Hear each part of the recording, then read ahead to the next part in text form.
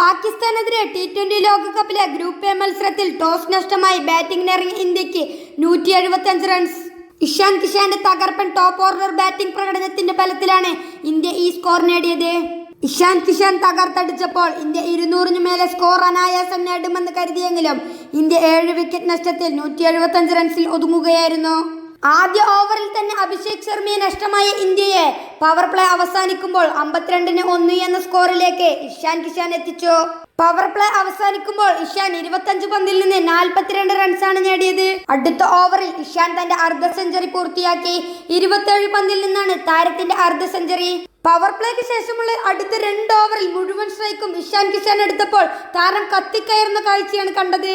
എന്നാൽ 8-ാം ഓവറിന്റെ അവസാന ശേഷം താരത്തിന്റെ മെഡിക്കൽ ട്രീറ്റ്മെന്റ് എടുക്കേണ്ടി വന്നത് താരത്തിനെ താളം തെറ്റിച്ചു. ഒടുവിൽ 40 പന്തിൽ 77 റൺസ് നേടി ഇഷാൻ പുറത്താകുമ്പോൾ ഇന്ത്യയുടെ സ്കോർ 88 റൺസായിരുന്നു. 87 റൺസാണ് ഇഷാൻ കിഷാൻ തിലക് വർമ്മ കൂട്ടുകെട്ട് 2-ാം വിക്കറ്റിൽ നേടിയത്. 10 ഓവർ പിന്നിടുമ്പോൾ ഇന്ത്യ 92-ന് 2 എന്ന നിലയിലായിരുന്നു. ഇഷാൻ കിഷാൻ പുറത്തായ ശേഷം ഇന്ത്യയുടെ റൺ റേറ്റ് വലിയ തോതിൽ കുറയുന്നതാണ് കൊളംബോയിൽ കണ്ടത്. 25 റൺസ് നേടിയ തിലക് വർമ്മയെയും തൊട്ടടുത്ത പന്തിൽ ഹാർദിക് പാണ്ഡ്യയെയും പുറത്താക്കിയ സെയിം അയ്യൂബ് ഇന്ത്യക്ക് തിരിച്ചടി നൽകി. നേരത്തെ ഇഷാൻ കിഷാന്റെ വിക്കറ്റും അയ്യൂബ് തന്നെയാണ് നേടിയത്. 32 റൺസ് നേടിയ സൂര്യകുമാർ യാദവിനെ ഉസ്മാൻ താരിഖ് പുറത്താക്കിയപ്പോൾ ഇന്ത്യക്ക് 5-ാം വിക്കറ്റും നഷ്ടമായി. ശിവം ദുബെ 17 പന്തിൽ 27 റൺസ് നേടി പുറത്തായപ്പോൾ റിങ്കു സിംഗ് 4 പന്തിൽ 11 റൺസ് നേടി.